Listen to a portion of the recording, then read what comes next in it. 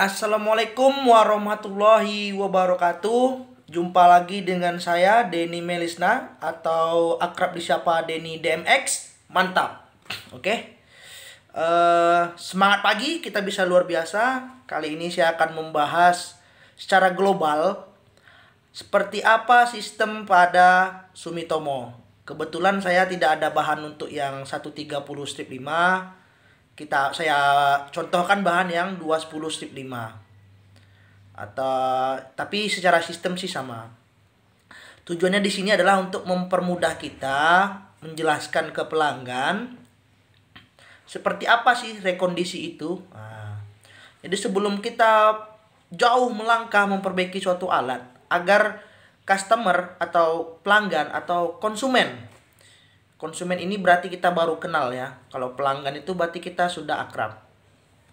Atau konsumen itu agar bisa lebih memahami, agar tidak kecewa dengan kualitas kerja kita, mereka juga harus tahu seperti apa saja sih yang ada di alat itu. Oke? Tidak perlu bertele-tele, kita langsung simak. Ini contoh untuk eskavator Sumitomo ya. Sebentar saya tekan F4, oke. F5 coba kita lihat. F4 lagi. Oke.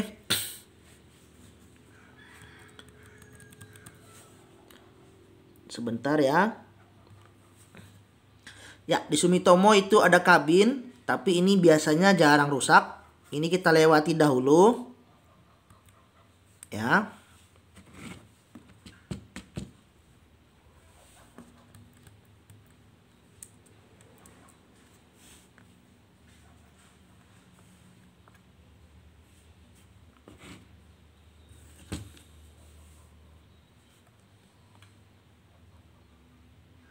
Oke. Masih kita lewati dahulu ya, ada beberapa komponen ya, itu biasanya jarang rusak, tidak mempengaruhi kinerja. Ya, itu ada di monitor. Nah, itu nanti kita akan periksa semuanya. Nah, ini nama-nama komponen di alat berat ya. Jadi alat berat itu ada kondisi komponen di dalam kabin, itu banyak ya. Jadi jangan ada istilah alat sudah tua, datang mekanik langsung bagus, itu sulit. Kita ada prosedur namanya general overhaul, atau bisa juga kita inspeksi dahulu untuk mengetahui apa saja yang akan kita perbaiki pada alat tersebut. Nah, agar pelanggan juga memahami, sehingga bisa ada estimasi biaya yang muncul untuk perbaikan tersebut, sehingga pelanggan tidak merasa ditipu.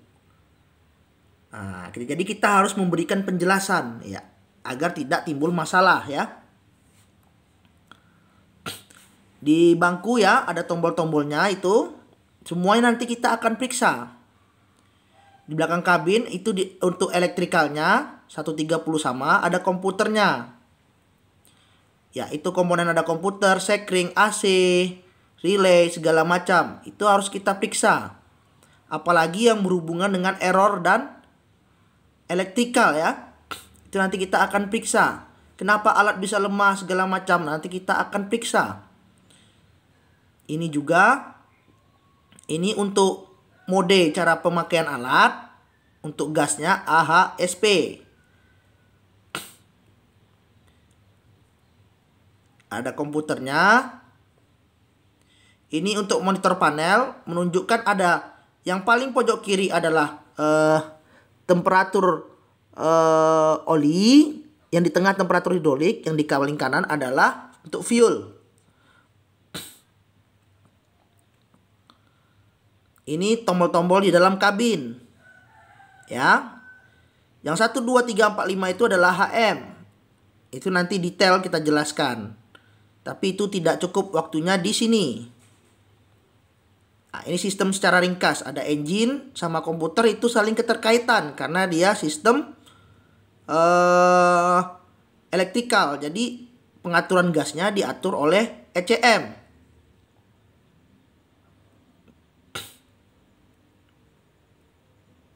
Ya, ini engine. Nah, ada engine-nya. Jadi di alat itu ada engine-nya, ada hidroliknya, dan segala macam. Dalam engine ada lagi komponen banyak lagi. Ya. EGR, dan segala macam ya. Ini untuk pengetahuan secara global saja. Dan dalam engine ada sistem lagi ya.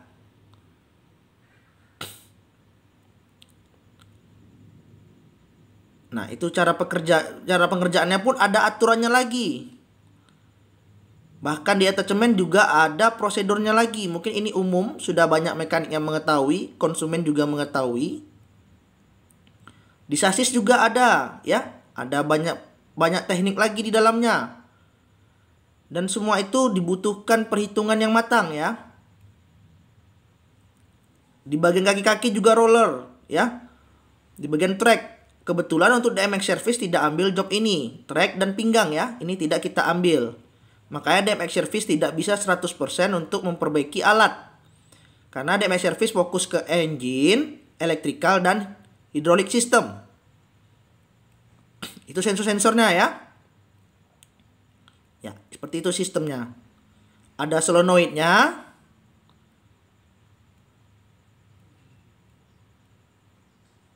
Ada relay elektrik. Itu untuk bearing pinggangnya, wilayah bearing pinggang. Ya, gambaran alat seperti itu ya.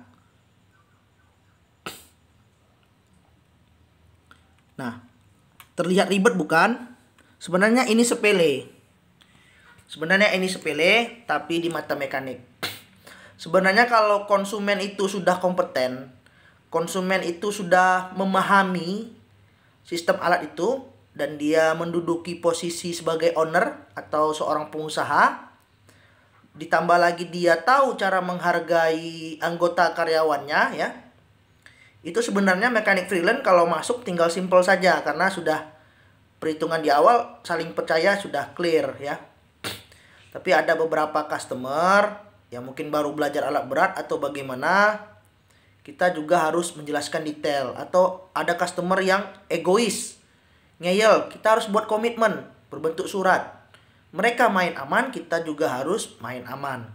Agar apa? Agar kita punya perlindungan hukum.